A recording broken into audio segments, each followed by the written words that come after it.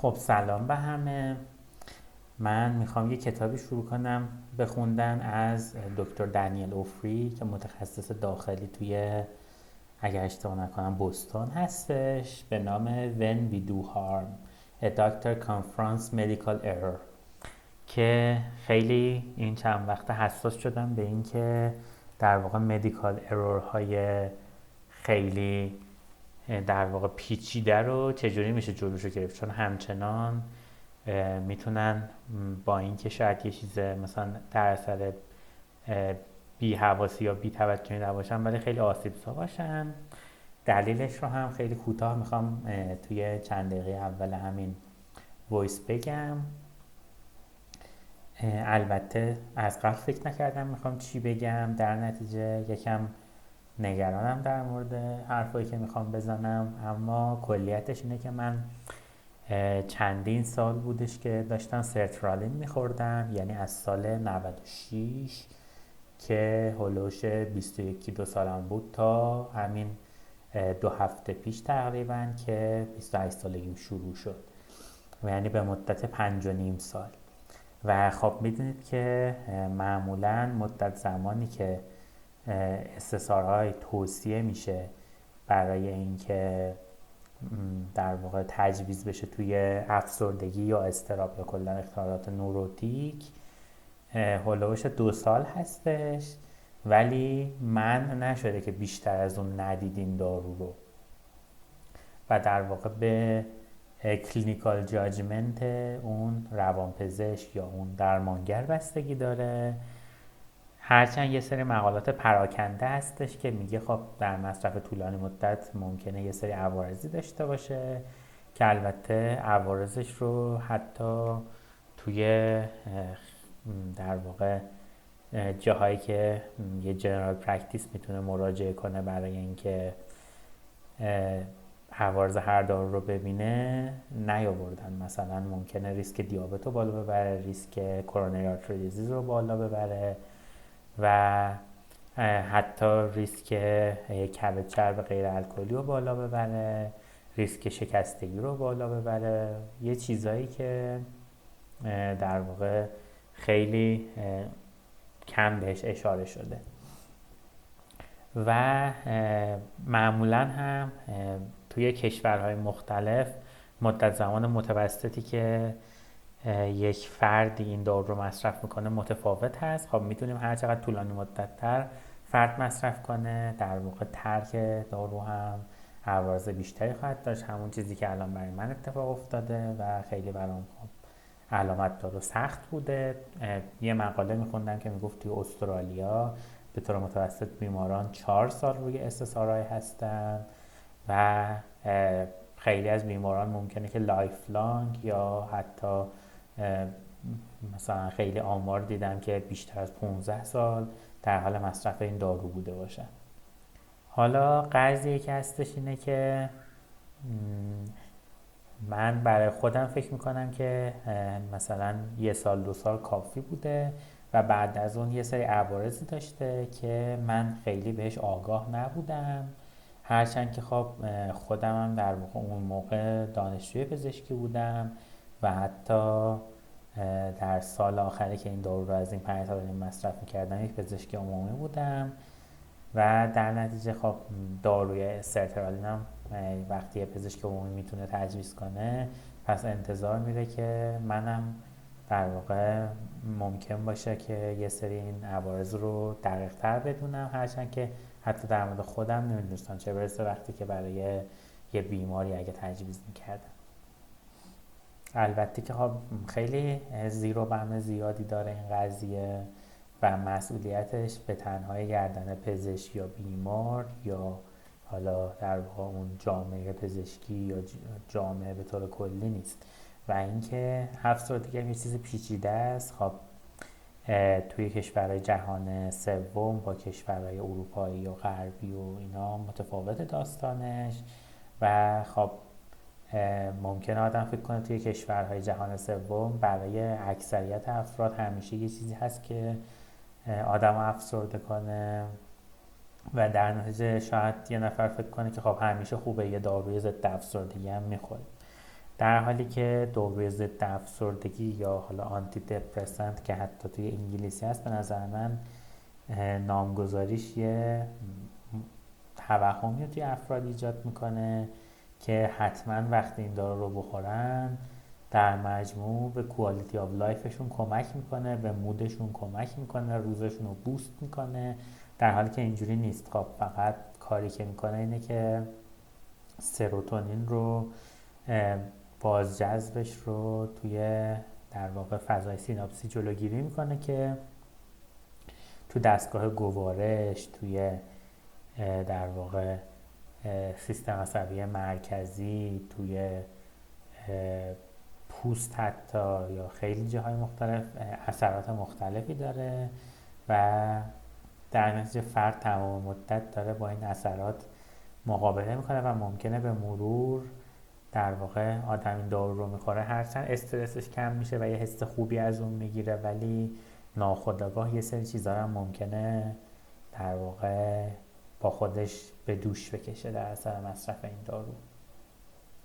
و خب از یه جایی به بعد که آدم علائم فیزیولوژیک در واقع اضطراب یا افسردگی ازش رفع میشه، شاید بد نباشه و فرد این فرصت داده بشه که خودش با مشکلات مقابله کنه و دیگه به دارو اتکا نکنه، که هم در واقع خودش اعتماد به نفس اینو داشته باشه که میتونه از پس غذایا بر بیاد، همین هم که اون ادورس افکت دارو رو هم ناچار نباشه تحمل کنه. و ادورس افکت دارو هم خیلی چیزای عجیبی میتونه باشه، مثلا یه سری عوارض شناختی داره، مثلا ایموشنال بلانتینگ، یا اینکه فرد مثلا زود خسته میشه یا در واقع توان فعالیتش کم میشه توی روز، توان مقابلش با غذایا کم میشه، دچار آپاتی میشه، که ممکنه خیلی از اینا رو در واقع خود بیمار یا حتی روانپزشکش فکر کنن که به خاطر علائم افسردگی هستش، که در واقع اگه این دارو رو مصرف نکنیم خب تشدید میشه، در حالی که در عمل این علائم به خاطر دارو بوده و با قطع دارو این علائم تشدید که نمیشه، هیچی مرتفع هم بشه. حالا خلاصه میخوام بگم، من چند روزه دارم خیلی به این فکر میکنم، از بعضی از کسانی هم که میشناختم میتونستن کمک کنم پرسجو کردم، ولی کسی خیلی جواب خاصی برای این نداره. در هر صورت جاجمنت من در حال حاضر اینه که یک مدیکال اروری اتفاق افتاده که منتها خیلی پیچیده بوده، یعنی هرچند که پزشک من خیلی به من اهمیت میداده و خیلی کارش هم خوب بوده و در واقع در حینی که بهش مراجعه داشتم خیلی راضی بودم، اما حالا فکر میکنم، حالا که در واقع مراجعه ندارم، فکر میکنم که یه مشکلی اون موقع وجود داشت و ما متوجهش نبودیم. این بود از داستان من و اینکه چرا میخوام این کتابو بخونم. حالا بریم جلو ببینیم که چی گفته. از فلورنس نایتینگیل یه چیزی نقل کرده: It may seem a strange principle to enunciate as the very first requirement in a hospital that it should do the sick no harm. It's quite necessary nevertheless to lay down such a principle. خب همونجور هم که ببینید کتاب نسبتاً کوتاه هستش و حدودش 270-80 صفحه است، ولی میدونم به هر حال طول میکشه خوندنش. Jumbo jets crashing. Is this really true? My editor at Beacon Press emailed me skeptically. It was a spring afternoon in 2016 and she had tagged on an article from the British Medical Journal that caused headlines in the mainstream media, though it stripped up a healthy dose of criticism in academic circles. Medical error, the article concluded, was the third leading cause of death in the United States. I floundered for an answer to her question, and not just because I hadn't been keeping up with the medical journals that pile up relentlessly in my clinic, in my mailbox, in my inbox, and okay, even in the bathroom. I floundered because I genuinely could not answer her question. Third leading cause of death, really? Did medical error really beat out breast cancer, stroke, Alzheimer's disease, accidents, diabetes, and pneumonia? As a practicing internist for the past 25 years at Bellevue Hospital, one of the largest and busiest hospitals in the United States, I feel as though I see a reasonable cross-section of medical today. My patients suffer overwhelmingly from the ailments of a 21st century developed society: obesity, diabetes, heart disease, hypertension, cancer. If medical error is the third leading cause of death, then I should be seeing it all the time, right? I should be hearing about it from friends and family. If medical error clocks in just after heart disease and cancer as a killer, it should be part of my everyday medical experience. But it isn't, or at least it doesn't feel that way. I have witnessed medical errors, of course, and I've certainly made my share of them. I've heard bone-chilling tales in hospital corridors and read shocking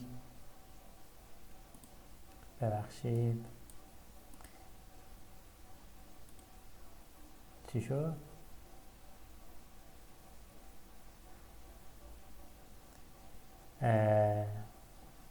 I have heard bone-chilling tales in hospital corridors and read shocking, heart-wrenching stories in the media, yet these all feel like exceptions, rare and horrible. These cases don't pop up in my medical practice with a frequency remotely near that of congestive heart failure, lung cancer, or emphysema. Yet the data keep coming from the first Institute of Medicine report in 1999 that estimated 44,000 to 98,000 deaths per year from medical error, to this BMJ analysis suggesting upward of 250,000 deaths per year. Medical error seems on the verge of a public health emergency. Even if the numbers aren't completely precise, the methodologies of these papers have been challenged. Researchers are in agreement that the number of error is not small at all. Are the data wrong, or am I wrong?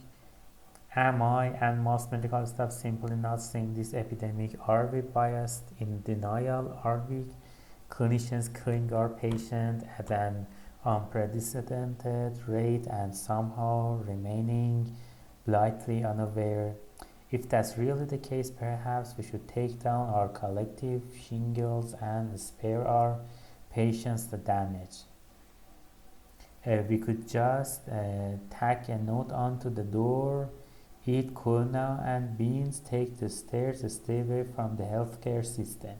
While the third leading cause of death claim is likely an overstatement, there is definitely a yawning gap between the published statistics of medical error and the experiment of the everyday clinician.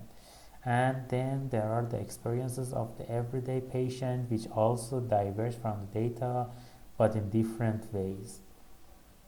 As a practicing physician and as occasional patient myself, I feel I have to go to the bottom of this. What I experience and what the published data conjecture seem at complete odds. One of us is calling it wrong, and my goal is to find out who. If the history of medicine over the past 200 years were a feature film, it would be a swashbuckling adventure epic. Heroes in white coats would brandish stethoscopes and pipettes, decapitating disease in single fell swoops with their medical matches. Sanitation, antisepsis, and anesthesia would hurl across the screen, flattening 19th century illnesses. Vaccines and antibiotics would explode like grenades in the early 20th century. rescuing the masses from infectious marauders. Our triumphant superheroes would swagger into the second half of the 20th century, whirling about to execute 360 degrees of jiu-jitsu strikes, chemotherapy, dialysis, antipsychotics, blood transfusion, birth control, CT scanners, cardiac catheterization, ICUs, statins, antihypertensives, HIV treatment, slaying every dragon in the room with hardly a backward glance. The movie would be one straight trajectory of progressive victory over disease, nearly doubling average life expectancy before you even approach the unpopped kernels at the bottom of your greasy popcorn box. Staggering success has been the dominant leitmotif in medicine, with good reason, turning once uniform killers into afterthoughts is an impressive feat that should not be taken for granted.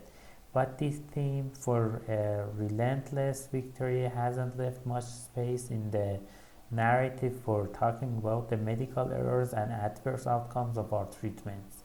At best, these were annoying pobbles along the road upon which our heroes confidently strode. It's not that medicine does not examine errors. Morbidity and mortality conferences, affectionately known as M&Ms, have been a part of medicine for a century. M&Ms were and still are formal evaluations of bad outcomes. But the rugged individualism of our medical heroes filtered through to our analysis of medical mistakes, with the general approach being to figure out what, or more often who, had malfunctioned and then fix that thing. Still, these errors were seen as mere footnotes to the inexorable sense of progress. All would get fixed by the indefatigable advances of medical research. It's not surprising, therefore, that the tallying of medical harms was never a flourishing area of medical research. The gray-haired establishment of medicine was of the view that the noble art of medicine, bolstered by the juggernaut of scientific research, was exemplary in its ministrations. Instead, it was the trainees, in fact, who were among the earliest to point out the blind spots. Robert Moser, a resident at Brooke Army Medical Center, was one of the first people to take a hard look at the downsides of medical care. In a 1956 paper in the New England Journal of Medicine, he described diseases that would not have occurred if the therapeutic procedure had not been employed. This paper may have been the first to survey the damages that we clinicians do even in the name of good medical care. He titled his paper Diseases of Medical Progress and found that about 5% of patients experienced these. A few years later, this paper happened to be discussed during a morning conference of the medical residents at Yale New Haven Hospital. Among the residents present that day was Elihu Schimmel, whose main claim to academic fame thus far has been a good medical in Talmud at the Eitz Chaim Yeshiva of Borough Park, Brooklyn. Schimmel was struck by the uncomfortable idea that the medicine he was learning could cause harm as well do good. During his training, he began keeping his own scorecard, noting any complication or poor outcomes he felt were the result of the medical treatment he was giving.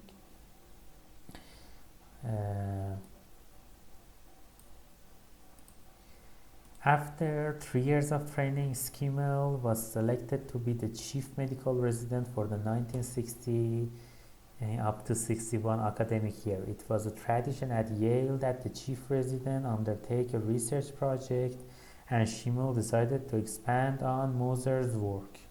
Moser had examined his cases retrospectively, and all retrospective analyses like Monday morning quarterbacking are fraught with bias. Schimmel wanted to be more scientifically rigorous and examine the problem prospectively. He would document in real time how many complications patients experienced as a result of their medical care. This was the first study to produce both numerator and a denominator, Schimmel told me with pride.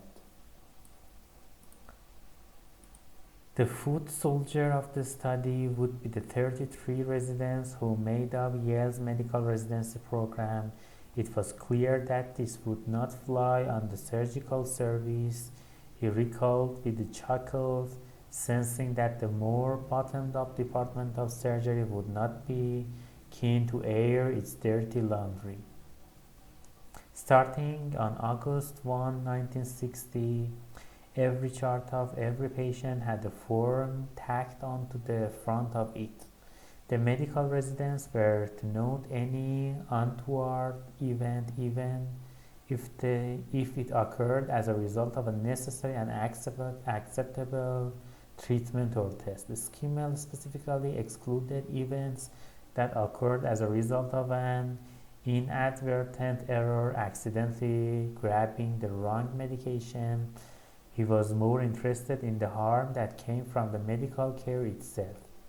The study went on for the next 8 months and included just over 1,000 patients.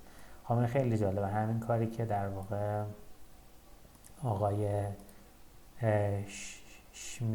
اسکیمل کرده یا حالا هر چیزی که فامیلیش هستش گفته، در واقع اون اکسیدنتال ارورها رو که مثلا داروی اشتباه بیمار بدیم اینا رو تازه اگه بذاریم کنار، بازم کلی ارور مونده که اونا رو اومده ریکورد کرده. The residents recorded 240 adverse events that occurred in 198 patients.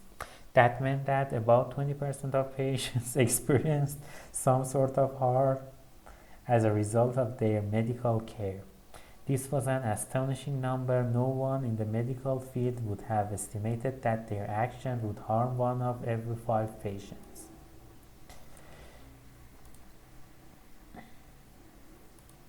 It turned out that in the Department of Dirty Laundry, the Department of Medicine was just as reticent as the Department of Surgery. None of the senior faculty in Schimmel's department offered to co-author the paper, as would usually happen when a resident undertook a research project. So Schimmel wrote the paper solo. هیچ کس نمیخواست در واقع چنین اکیوزیشن هایی رو مطرح کنه تحت نام خودش. Nor it seemed was the general medical field particularly keen on the public airing of dirty laundry. We don't publish things like that at the New England Journal of Medicine, he was told. After numerous rejections, his 1964 paper was ultimately published in the Annals of Internal Medicine. خب اینم مقاله خوبیه، ولی میگه خیلی زحمت کشیده تا بعد از 4 سال، یعنی 1960 این مقاله رو نوشته، 1964 تازه تونسته چاپ کنه. Neither the topic of Schimmel's paper nor the title, The Hazards of Hospitalization, endeared him to many, especially at the Ivy League institution like Yale. He'd already ranked the upper crust a year earlier when he published a provocative commentary about iatrogenic illness, diseases caused by doctors. That article carried the deliciously skewering title, The Physician as Pathogen. چه تایتل هارشی هم میذاشته.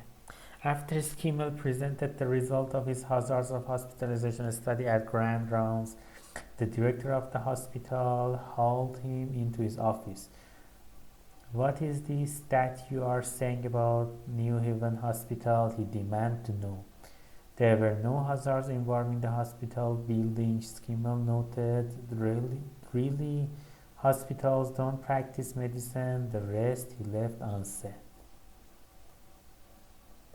یعنی این گفته که در مورد بیمارستان نیو هیون هاسپیتال چی داری واسه خودت برقرار میکنی و اسکیمل هم جواب داده که در مورد بیمارستان برقرار نمیکنم، به خاطر اینکه بیمارستان ها نیستن که در حال مدیکال پرکتیس هستن.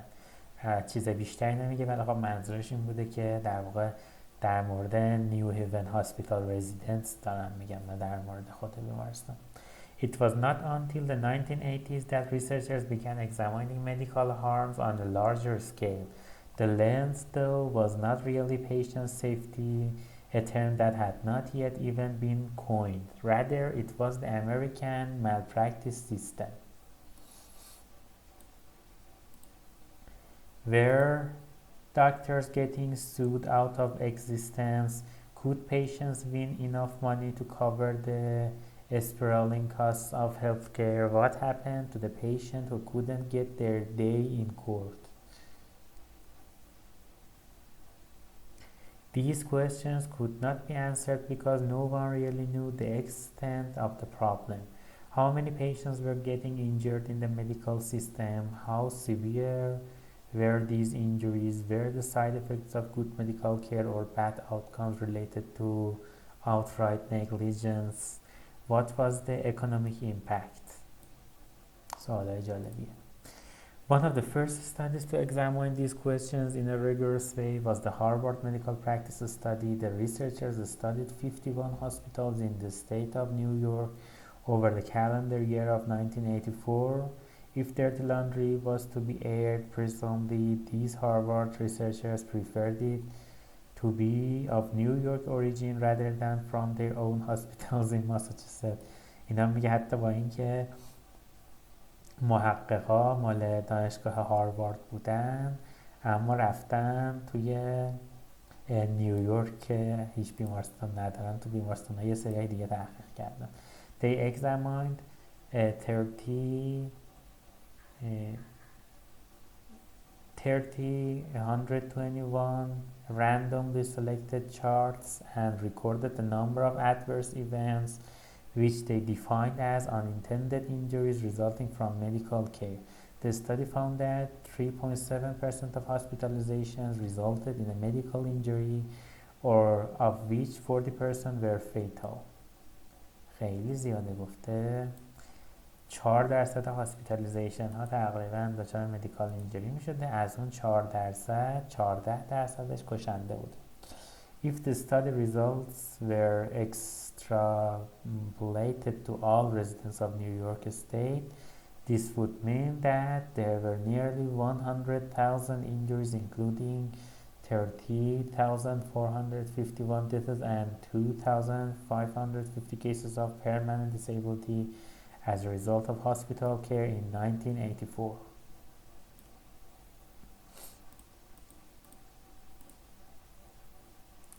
One of the authors of the study, a pediatric surgeon named Lucien Lappe, was so stunned by the magnitude of harm to patients that he hung up his scalpel and spent the rest of his career drilling into these data. He was particularly struck by the fact that some 2/3 of the injuries were felt to be potentially preventable. Moreover, the study had recorded only the errors that resulted in significant injury. There were undoubtedly far more errors that went unnoticed because the injuries were minor. And what about all the errors that hadn't caused harm? These were still errors and represented an even larger minefield of potential catastrophe. Lappe published a seminal article in 1994 that reoriented the focus of medical error research away from the malpractice system toward the overall goal of making healthcare safer. For starters, data collection needed to focus on the total number of errors, not just the ones that caused harm. Medical professionals could not rest easy just because an error didn't happen to leave the patient with an injury. Lappe's primary theme, however, was that errors were usually the result of failures of systems, not just failures of individuals. Even if the approximate cause of an error was in fact a human action, such as a nurse administering the wrong medication, you could almost always uncover layers of system errors that make the error possible. In this example, it could be that the nurse was responsible for too many patients, or her train of thoughts was constantly interrupted by alarms, or the medications had sound-alike names, or the location of the medication was different on each ward, or the super shiny label was impossible to read in the glare of fluorescent lights. Whereas hospitals would typically respond by disciplining the nurse or mandating remedial training, Lopez's message was that if the hospital really wanted to prevent future errors, it would have to dig deeper into the system to figure out what had made the nurse's error possible. Errors must be accepted as evidence of system flaws, he wrote, not character flaws. The second theme Lope hammered home was that errors in medicine are inevitable. He described it as a fundamental mistake that healthcare systems rely on individuals not to make errors rather than to assume they will. He was intrigued by cognitive psychology and the field of human factors research, engineering design, that focuses on how humans and machines interact. By understanding how humans think and respond in certain situations, we could learn how and why we make many of the typical errors in medicine. Armed with that information, we could redesign the system to make it more difficult for people to make errors.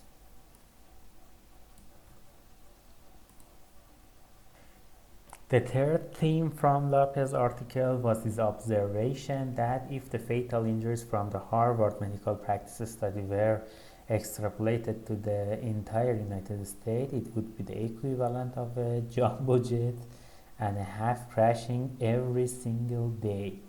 The demolished airplane thus became the defining metaphor of the nascent patient safety movement.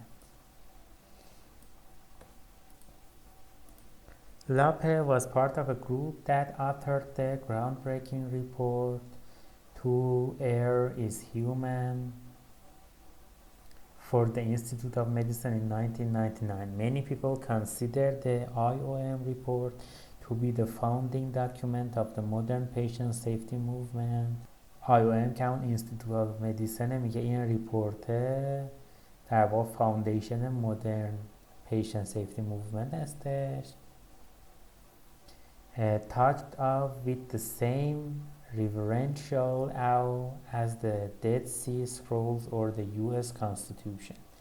To Err is Human stressed that medicine needed to work more on making the system safer and less on blaming individual people for their errors.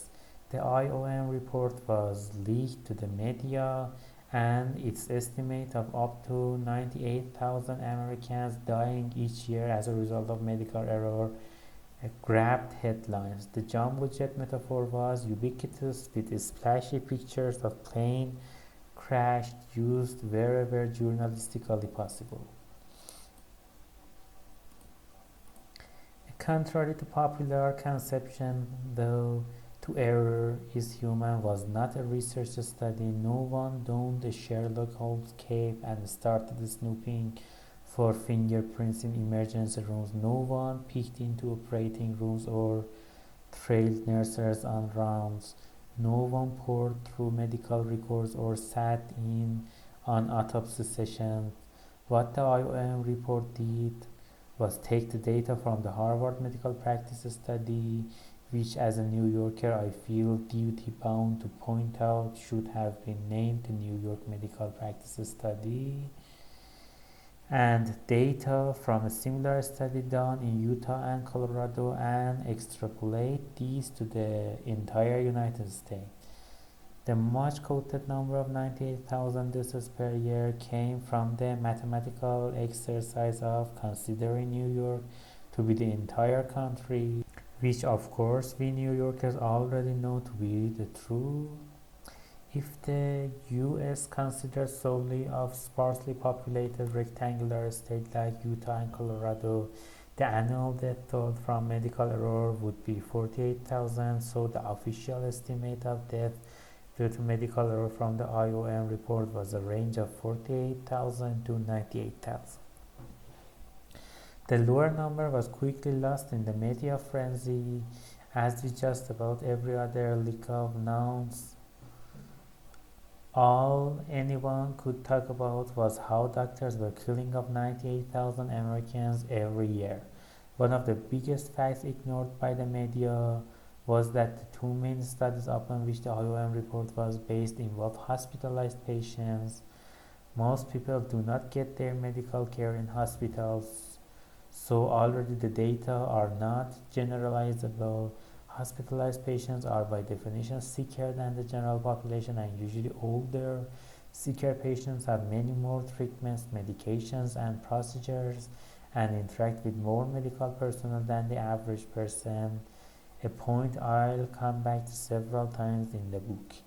Even if all of these are transacted with 99% perfection, the sheer number of moving parts that orbit a hospitalized patient nearly guarantees that there will be at least one thing in the mix that doesn't go as planned. The second note that was missed was the issue of preventability. The original studies didn't set out to ascertain what percentage of errors were preventable. They were studying medical injuries and malpractice cases. When researchers went back later to extract the information, they had only case summaries to analyze, not the original medical charts. Much detail was lost, and the researchers themselves had trouble agreeing on which errors would be considered preventable. Moreover, preventable errors and preventable deaths are two very different things. For example, a patient dying from end-stage liver disease might have been given an incorrect dose of an antibiotic. This then is a patient who experienced both a preventable error as well as a death, but these two things are not necessarily related. Fixing the antibiotic dose, preventing the error would not have altered the death from liver disease. Figuring out whether an error actually caused the death requires intricate analysis. So yes, 98,000 people who died may have experienced an error during their medical treatment, but was it the error that caused their death? The IOM report could not answer that question, and the media could not be bothered with such parsings. The headline was just too juicy to pass up. It's likely that we do not have a jumbo jet worth of patients crashing on US soil every day as a result of our misdeeds. The number is probably smaller. However, it's not zero. Even if the 98,000 estimated deaths per year as a result of medical error are really 50,000 or 20,000 or 5,000, that's still way too many patients dying from our actions. Plus, death from medical error is only a tiny subset of the patients who are harmed by error. What about the patients who suffer bleeding or kidney failure or blood clots as a result of error? Those are significant harms even if they don't result in death.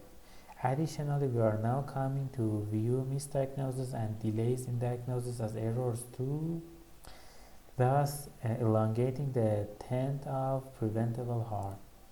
اینم جالبه، میگه که امروزه ما میسدایگنوزیس و تأخیر در تشخیص رو هم به عنوان مدیکال ارور میذاریم دیگه.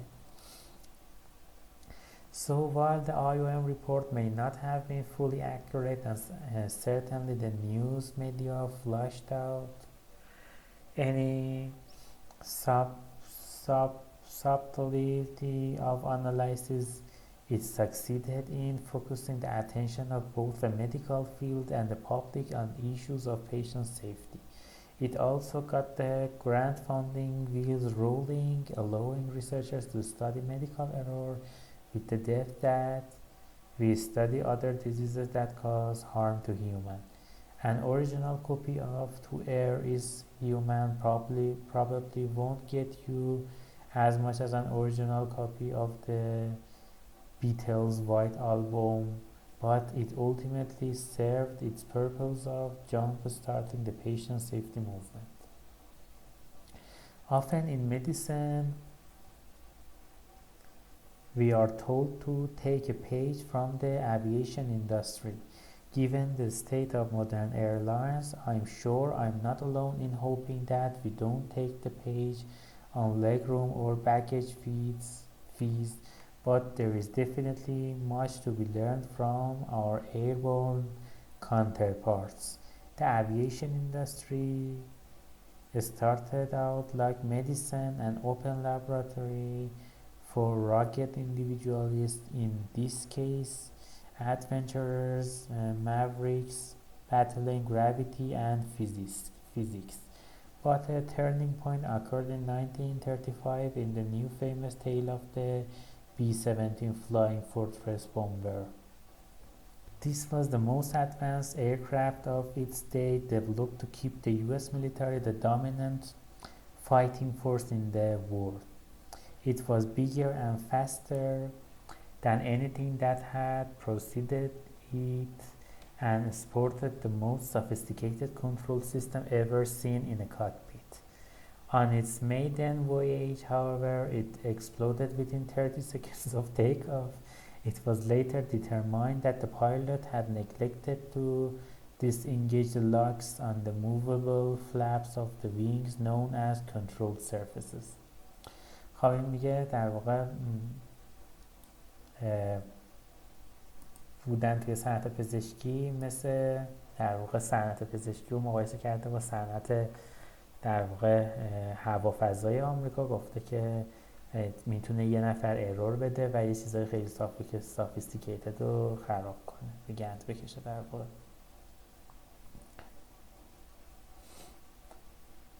If this were a medical case, the pilot would be up on the stand in an M&M, shamefacedly recounting how he'd forgotten to unlock the control surfaces.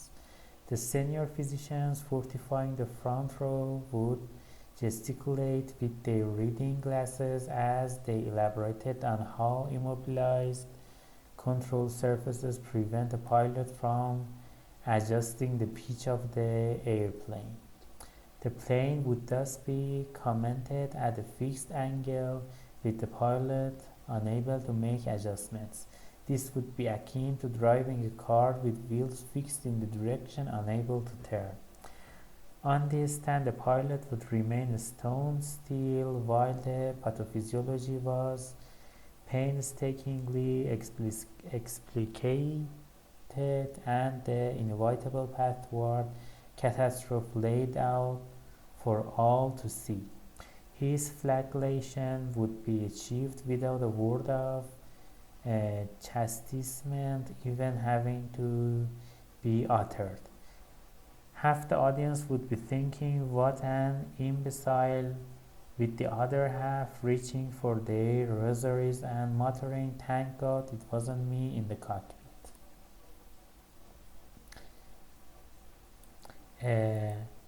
That this did not happen was not just because the pilot had sadly perished in the explosion. It didn't happen because although human error was deemed the proximate cause of the crash, the error was not attributed to the pilot simply not being good enough. As chief of flight testing for the entire US Army, this pilot possessed more expertise than most. خواهی میگه chief of flight testing بوده این فرد و خیلی هم اکسپریانس بوده که در واقع با این وجود چنین خرابکاری کرده و خب طبیعتا فوت شده توی خود این خرابکاری، ولی وقتی ارور رو بررسی میکردن اونو مقصر نمیدونستن. Rather, the diagnosis of human error was attributed to a system that had too many moving parts for one person to realistically attend to. میگه در واقع گفتن که مشکل این بوده که اینقدر این هواپیما پیچیده بوده و اینقدر مووینگ پارت داشته که یه نفر خیلی سخت بوده که حواسش به همه اونا باشه This high-end jet had so many advanced and novel gizmos that the pilot simply couldn't keep track of them all. 65 years before the IOMs to air is human, the aviation industry made the decisive shift from focusing on individuals as the source of error to focusing on systems that make errors possible. این خب خیلی جالبه، گفته خیلی قبل از اینکه در واقع مدیکال ارور رو بخوایم از حالت شخصی به حالت مشکلات سیستم ببریم، توی صنعت هوافضایی این کار رو کرده بودن. From this experience, the aviation checklist was developed. The list has been adopted over the decades, but the ritual of the checklist endures. Some of the mystic of piloting a plane ebbed away with the more technician-like approach of flying. خب میگه دیگه الان مثل اون موقع میستریس نیست و یه چکلیست رو باید در واقع تیک بزنن که مطمئن باشن همه این کارا رو کردن و به همه چیز توجه کردن. On the other hand, this more rigorous approach improved the safety of flight. The B-12 bomber, for example, never had an accident like that again. Overall, plane crashes and passengers' deaths have steadily declined. Periodically, the idea of a checklist for medicine popped up in various academic circles. It never got much traction because medicine was felt to be infinitely more complex than aviation. Doctors took umbrage of the very thought of checklists. They were not technicians like pilots. One could not checklist the alchemy of science, art, intuition, and bedside manner that created the greatest physicians. خب میگه خود دکترها با این چکلیست هایی که مشکل داشتن و میگفتن خب تبابت کردن خیلی پیچیده تر از اینه که یه سری چکلیست علامت بزنیم و برای یک در واقع پزشک خوب بودن هنر و در شهود و رفتار بر سر بالین و علم و اینا همه نقش داره و چکلیستی نیستش که بشه همه اینا رو توش آورد. It wasn't until 2001, just after the IOM report, that checklists had any sizable impact in medicine. Largely, this is because the developer Peter Pronovost did not attempt to checklist the complex alchemy of medicine. He chose to tackle one single concrete task, central lines, with the goal of eliminating one single adverse outcome, catheter-related infection. خب میگه که اولین باری که در واقع چنین چیزی مطرح شد تو سال 2001 بود که آقای پیتر پروونست یک چکلیستی درست کرد و فقط در مورد کل مدیکال پرکتیس هم نبود، مثلا راندن یک هواپیما، فقط در مورد در واقع catheter related infection های چکلیستی درست کرد که اگه این کار رو بکنیم در واقع ما catheter infectionمون کم میشه. Central lines are the large bore catheters inserted into the major veins of the body, jugular, subclavian, femoral, when patients require prodigious amounts of fluid and medications or have simply run out of the smaller veins after extensive medical care. Patients who need them tend to be very sick and are often in the ICU. And if these catheters get infected, bacteria can quickly overwhelm this already compromised patient, as I'll describe in upcoming chapters with a patient named Jay in the ICUs at Johns Hopkins Hospital where Pronovost worked at the time. 11% of patients with central lines develop infection. Wow, چه ریسک بالایی. Pronovost checklist seemed rather ridiculous. Wash your hands, clean the patient's skin, cover the patient with a sterile drape, wear a sterile garb, then put a sterile dressing on the patient when you are done. It was like he was checklisting the steps of brushing your teeth. Everyone knows how to brush your teeth. You do it automatically, so what good would the checklist do? خب میگه که به ظاهر به نظر میاد که خیلی کار ساده‌ایه، مراحله که بعد انجام بدی که بتونی یه دونه سی وی لاین تر تمیز بذاری، پس به چه درد میخوره چکلیست؟ His experiment in the ICU has now assumed legendary status because central line infection essentially dropped to 0 at his hospital. یعنی این چک لیست که انجام میدادن عفونت ریسکش رسید به 0%. And when the checklist was tried with nearly 100 ICUs in 70 different hospitals in Michigan, infection rates also plummeted to near 0 within 3 months. It seemed almost too good to be true. A similar checklist for the operating room was created by an international collaborative, including Provost colleague Martin McCurry, one of the authors of the BMJ paper about errors at the third leading cause of death, and Atul Gawande, a surgeon and medical writer from Boston. آتول گاواندی که خیلی معروفه، مرگ به افراد تشریفات پزشکیش ترجمه شده به فارسی،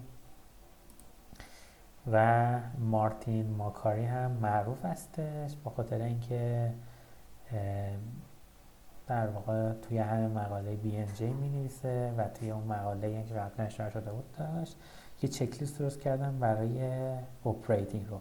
This one contained 19 items, some as basic as introducing everyone on the team by name and role. این واقعا چیزی که خیلی جالبه، چون مثلا من اتاق عمل میرم به جز استاد نه فامیل رزیدنت رو بلدم، نه میدونم این مثلا کسی که واسطاده هد اتاق عمله یا مثلا ایدشه یا مثلا رزیدنت سال پایینه.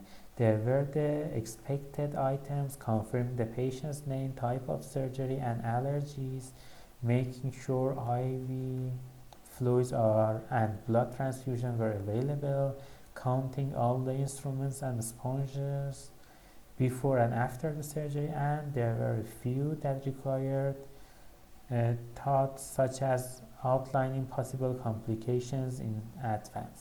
خب میگه اینا اکثرا یه سری چیزای روتین رو چک میکردن، یه سری چیزای یکم سافیستیکیتد تر، مثل این که قبل از اینکه هر عملی رو شروع کنن با هم چک کنن که کامپلیکیشن ها چی میتونه باشه.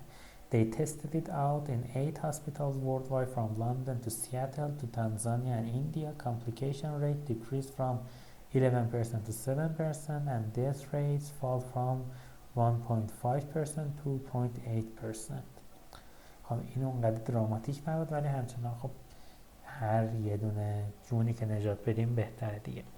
Checklists garnered effusive news media coverage. Here was a simple low-tech intervention that would keep all those jumbo jets from dropping out of the sky and quickly came to be seen as the answer to every patient safety problem. After all, they would apparently solve everything in aviation.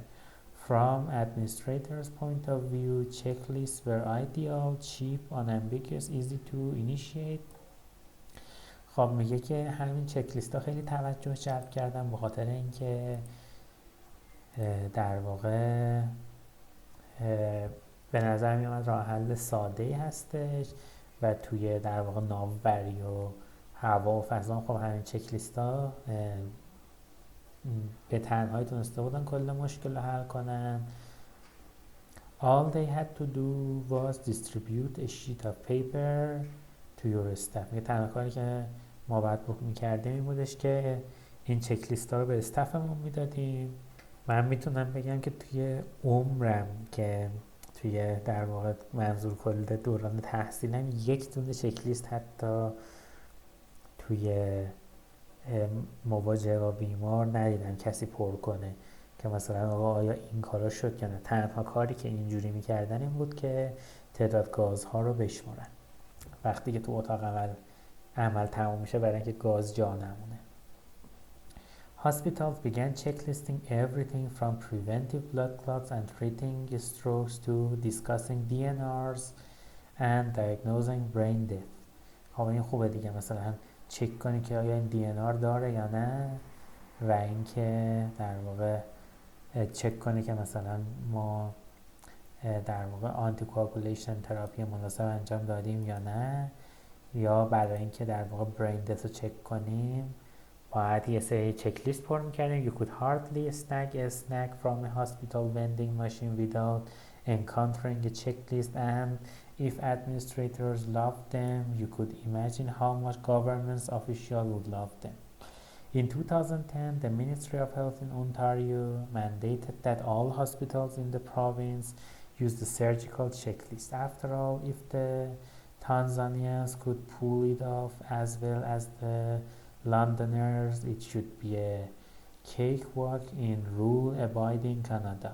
میگه حتی وقتی که لندنی ها یا تانزانیایی ها این کارو میکردن خوب بوده، دیگه ببین حتما باید توی کانادا که خیلی به قوانین اهمیت میدن اجرا میشد و گل میکاشته. Researchers gathered data before and after the implementation from nearly every hospital in the province, reading themselves to show the world how to improve medicine on a grand scale. یعنی میگه که هر موقع که میخواستن چک لیست بیارن، ریسرچرها میرفتن قبل و بعد این چک لیست رو مقایسه میکنن که بگن چقدر جواب میده. Well, it didn't quite turn out the way. Despite the 92 up to 98% compliance rate with using the checklist, there wasn't a flicker of improvement. میگه با اینکه همه از این چک لیست رو استفاده میکردن ولی ایمپروومنتی دیده نشد. Mortality rate didn't budge. Complication rates stayed the same no matter how the researchers sliced and decided the data by age, by sex, by type of surgery, by acuity, by type of hospital. Not one group did better after the checklist was instituted. میگه بعد از اینکه چک لیست رو گذاشتن هیچ چیزی در واقع بهتر نشد. How could that be? How could a checklist that worked equally well in teaming charity hospitals in New Delhi and Swank University hospitals in Seattle not make a dent in sensible Ontario? The answer lies in the fact that we humans are enamored of catchy solutions such as simple checklists and are far less interested in the messy process of getting these things to work. Peter Pronovost would be the first to tell you that his piece of paper with 5 checkboxes wasn't what eradicated the central line infection. Eradicating the infection requires a wholesale change in the culture of medicine, something that is arduous, tedious, decidedly unnewsworthy, and not universally welcomed in the medical sandbox. خب میگه که فقط یه چک لیست ساده توی پزشکی جوابگو نیستش و همه مشکلات رو حل نمیکنه. The first thing Pronovost had to do when he began his project was to convince his colleagues that central line infections were a preventable harm. This might seem ridiculously obvious now, but at the time most medical professionals thought of these infections as something that would occur inevitably in a certain percentage of cases. It was like a side effect of a medication, an unfortunate outcome that some patients experience, and you just had to balance this downside against the upside. Thinking of central line infection as preventable harm required a major recalibration of mindset. The second thing he had to do was convince people to actually measure the infection rate. You would think this was also a no-brainer, but many hospitals had no idea of the magnitude or location of the problem. خب اینا دیگه نیاز به توضیح دادن نداره، خیلی بده جالبه. The third and likely most important part was the rules of communication had to change. It certainly wasn't that checklist brought any breaking news to the table. I mean, every doctor knows you have to wash your hands before you insert a central line. Every surgeon knows you have to have IV fluids accessible before you start an operation. But by making these explicit on the checklist, the members of the team had to actually talk about it. The real hurdle and what might ultimately be considered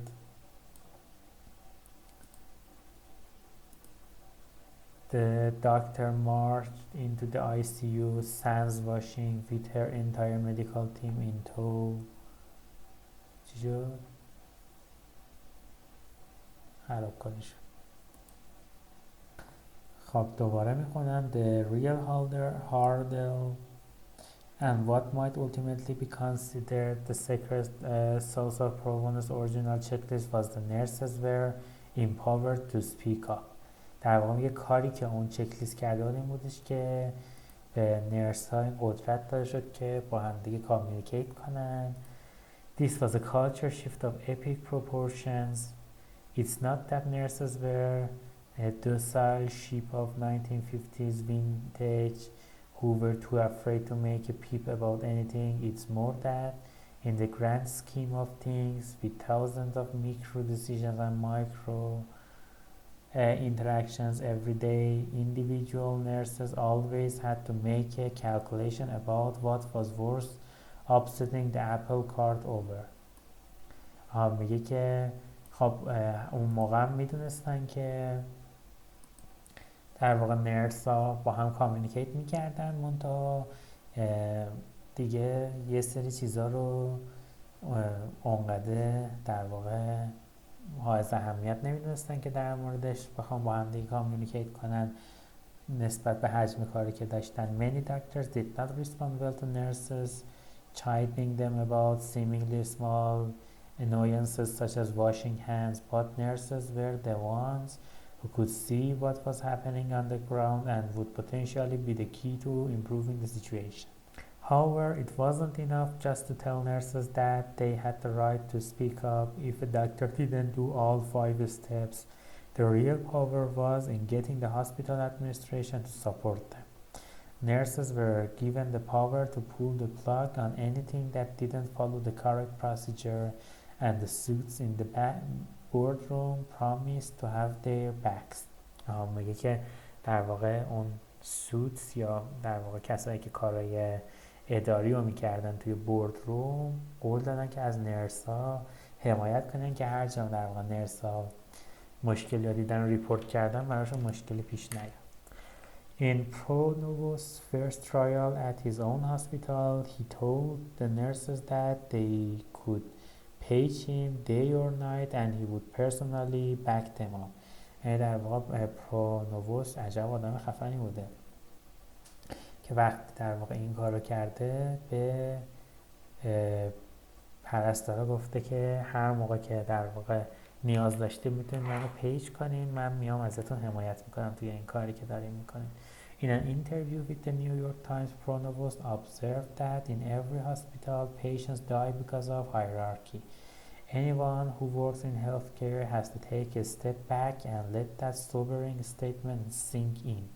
It's not just nurses who find it difficult to speak up. Family members, medical students,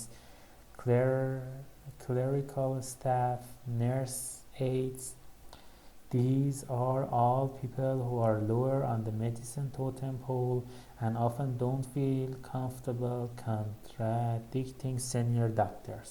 But when it comes to preventing medical error, these are the folks on the front line and are often the ones who see what's really happening. Bucking entrenched hierarchy, though, is not easy.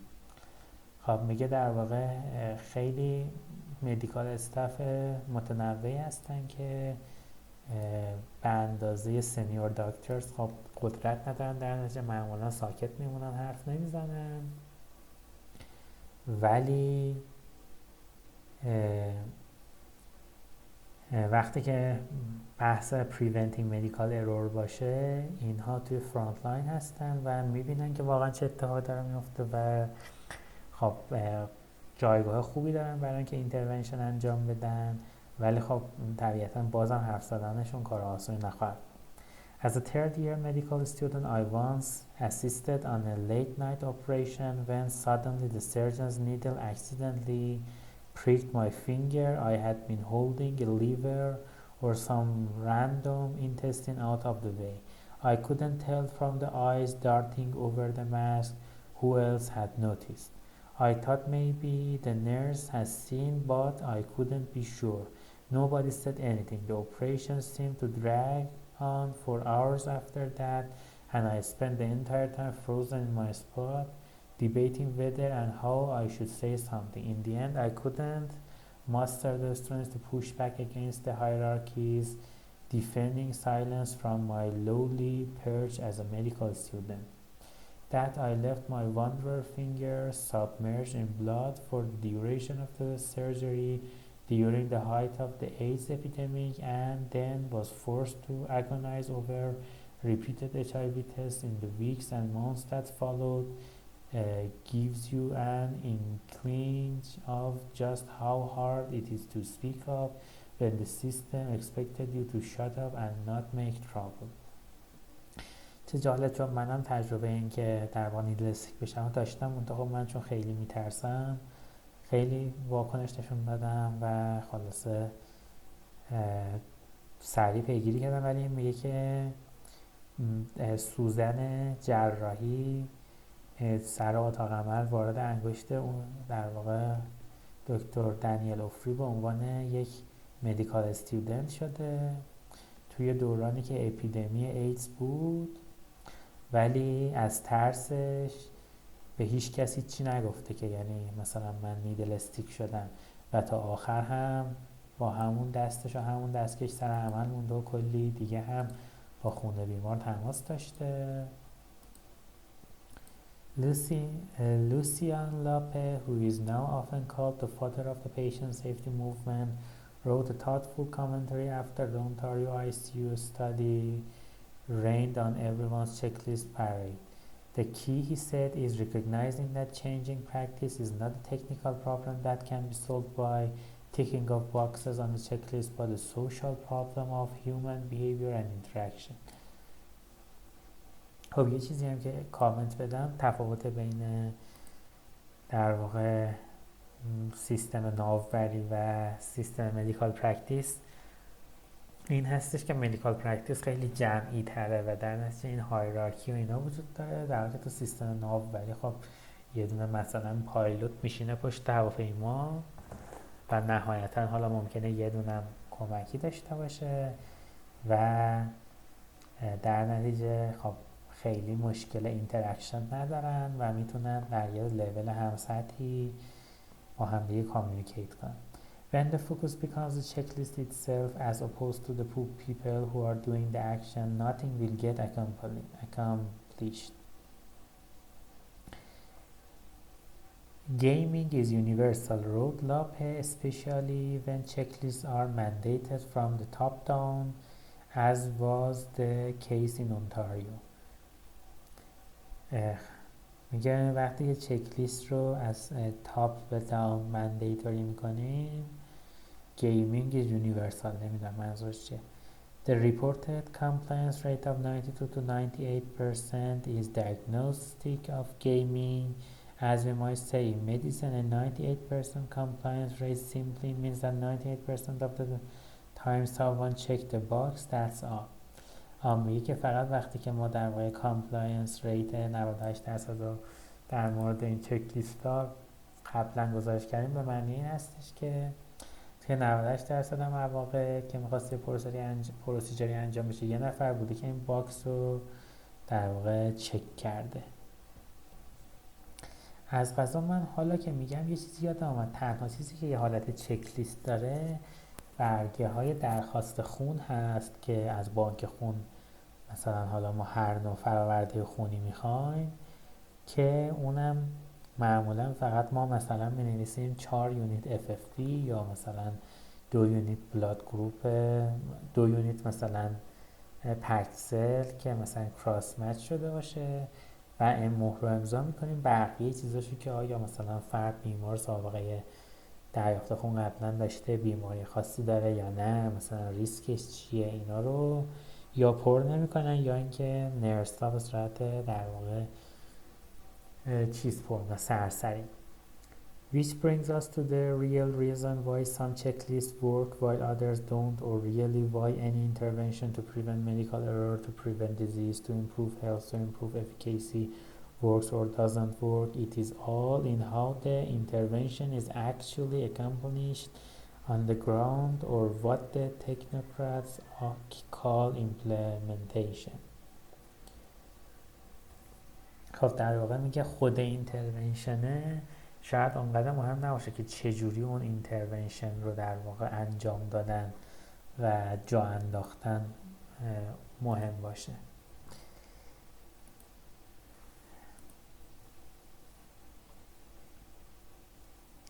These are the draft logistics of how to make the intervention happen. Where will the supplies be located? When exactly will the procedure be done? Will extra time be allotted for it? Who will be in charge of making sure it happens? خب میگه وقتی میخوایم یه اینترونشنی بکنیم باید بدونیم که منابعش کجا قرار داره، دست کی هستش و کی دقیقا باید این کار کرد. مثلا برگه نمیدونم مشاوره رو خب طبیعتا باید قبل از اینکه بیمار براش درخواست مشاورهش نوشته بشه، در حالی که خیلی وقتا اینجوریه که اول مشاوره میاد انجام میشه، زیرش پر میشه، بعد ما بالاشو مثلا به عنوان کسی که درخواست مشاوره داده باید پر کنیم. Will extra time be allotted for it؟ میگه آیا مثلا زمان خاصی براش در نظر گرفته میشه یا نه؟ میگن که بعد بین اون کارا مثلا اینم بکنی.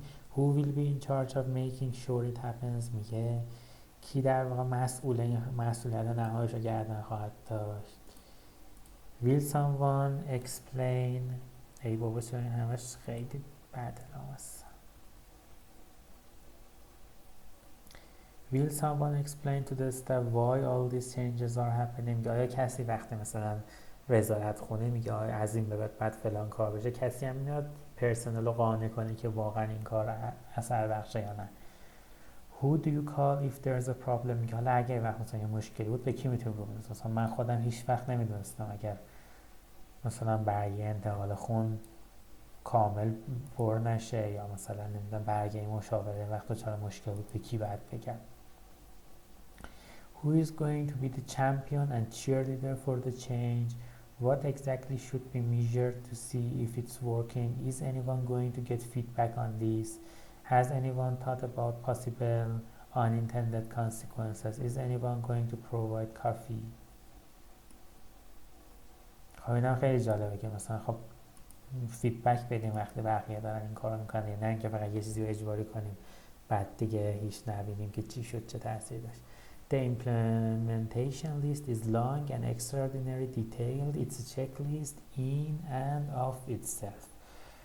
But if these issues aren't addressed, the checklist or any other intervention is doomed to fail. One morning in my clinic, as I was seeing my first patient of the day, I noticed that the electronic medical record, or EMR, looked a little different. Apparently, there had been some sort of rollout of various updates in the wee hours of the night, and now a bunch of minor things were out of order and tripped me up. این هم همون چیزی که دقیقاً توی ایران اتفاق میفته که مثلا یه وقتایی یه فرمی رو برمیدارن تغییر میدن یا مثلا این سیستم در واقع تجویز الکترونیک رو تغییر میدن که همینجا میگه برای دکتر دنیل اتفاق افتاد و مثلا یه روز صبح اومده کلینیک دیده یه سری چیزا تو سیستم تغییر کرد قبل اینکه دکتر بیمار بیاد. My fingers automatically knew, for example, that Spanish was /41 when it came to the language spoken by the patient, since Spanish is our most common second language. Knowing the number by heart saved me the aggravation of scrolling through the whole list. But somehow in this rollout another language has been added, bumping Spanish to /42. My fingers still went to /41. Though so every patient that day came out speaking Serbian. میگه یه زبان اضافه شده بود در نتیجه اسپانیش رفته بود شماره 42 به جای اینکه همیشه 41 باشه و در نتیجه من همه فرما رو با همون 41 زدم به اشتباه که در واقع زبان سربیان میشه. And then all of a sudden 3 brand new fields popped up that I've never seen before. Latex allergies, food allergies, and environmental allergies. We'd always had the required allergies field and you could enter any kind of allergy, medication allergies, food allergies, or even free text other kinds of allergies. A few times I've been tempted to write in EMR allergy, but I restrained myself. But now these 3 new required fields popped up and They each demanded my attention. خب میگه قبلا یه فیلدی بود که هر نوع آلرژی که داشتیم و توی همون یه تیکه بلانک می نوشتیم، الان به صورت جداگانه این ستا رو میپرسیدن که در نتیجه خب این در واقع سوالای اضافه اتنشن خاص از پزشک میبره. No, it's not that I think latex, food and environmental allergies are unimportant, but their inappropriate debut made a hard day even harder. I typically type most of my notes after the patient has left the room to avoid having the computer be the focus of a visit, so now I would encounter those new fields and face the prospect of sprinting out to flag down patients before they entered the elevator, hollering incoherently about latex gloves, kiwi fruits, and cat dander smack in the middle of the day when everyone was suddenly speaking Serbian. خب میگه در واقع دکتر اول بیمارا رو دیده بوده، بعد خواسته این فرما رو پر کنه. نتیجهش این شده که وقتی با چیزای جدید مواجه شده دیگه بیمارا نبودن که ازش سوال بپرسن، ناشسته بره دنبال بیمارا. I recognize that these additional fields in the EMR were interventions to prevent medical error. They were placed there as part of a well-meaning effort on behalf of our patients to avoid using latex gloves if they were allergic, or to make sure the staff didn't inadvertently deck the halls with balls of ragweed during holiday season. But I found myself incensed by the whole process. The hospital was already using latex-free gloves, so the potential yield on the effort was distinctly low. But filling in these boxes took away time from focusing on things such as diabetes and heart disease that were really posing threats to my patient's safety. You can be sure there was 100% compliance rate on this effort. It was a required field, so no doctor could close out a note until something had been entered. Somewhere in some office there was a mid-level manager proudly reporting to his supervisor that the medical staff was 100% compliant. Did this effort actually advance the cause of patient safety in our hospital? I highly doubt it, since nearly everyone gave up in frustration and just clicked no to the latex allergy question and faked the food and environmental allergy question as well. خب این چیزیه که دکتر دنیل افری در واقع اقرار میکنه که توی بوستون اتفاق افتاده. خب طبعا روی ایران هم هستش دیگه که خیلی از چیزها رو ما تیکش رو بدونیم که بدونیم الکی میزنیم. At the time I viewed this whole episode as just one more EMR annoyance and one more example of bumbling administration. But after reviewing the experience with checklists, I can see it as an implementation disaster. It was a laudable patient safety intervention that lacked even the slightest attention to implementation. We had not been given any heads up that we'd have to start asking patients about latex allergies, or that our Hispanic patients would start yammering away in Serbian. No one thought through the unintended consequences of rejiggering the workflow that hundreds of doctors were doing automatically. No one thought about the time it would take. No one seemed to weigh the potential value of this intervention in a hospital that does not use latex. هیچ کس مثلا فکر نکرده خب این چیزی که به این سیستم اضافه شده وقتی بیمارستانی از لاتکس فری گلاف ها استفاده میکنه چه بردنی رو اضافه میکنه و زمانی میگیره. Yes, there are some latex catheters, but gloves are the overwhelming source of latex. No one asked whether the juice was worth the squeeze. This approach to allergies illustrates how checklists can become victims of their own success. Once you start checklisting everything, it develops into checklist overload. One of the reasons the central line and surgical checklists work well was that they were the only checklist on the block. Once you have dozens in play, doctors and nurses can't cope. There are so many things to check off that you can hardly take care of your patients. Everyone just checks off everything to make it all go away. It's not necessary a deliberate gaming of the system, it's a survival mechanism. A number of lessons can be gleaned from these initial forays into decreasing medical errors and improving patient safety. One is that you have to address the system as a whole. Piecemeal efforts get you only so far. Another is that if you overemphasize 100% compliance, you will most certainly end up with people gaming the system. یعنی اگه فورس کنی که 100% افرادی کاری انجام بدن، در نتیجه مردم شروع میکنن سر سیستم شیره مالیدن. Even if they aren't doing it with malicious intent. But really the most crucial lesson are that if you don't focus on human behavior, how we mortals communicate, how the system works, and the all-important implementation, even the best solutions are doomed to fail. Of course, if any of us had read our history books, we would already have known that. تا همینجاش خیلی جالب بوده. من قطع میکنم، این فایل رو ادامه‌شو توی فایل دیگه میگم، ولی به نظر میاد که این کتابی هستش که دوست دارم تا آخر بخونم، چون که کتاب‌های ترجمه شدهش ما هم خیلی دوست داشتم. فعلا خدا نگهدار.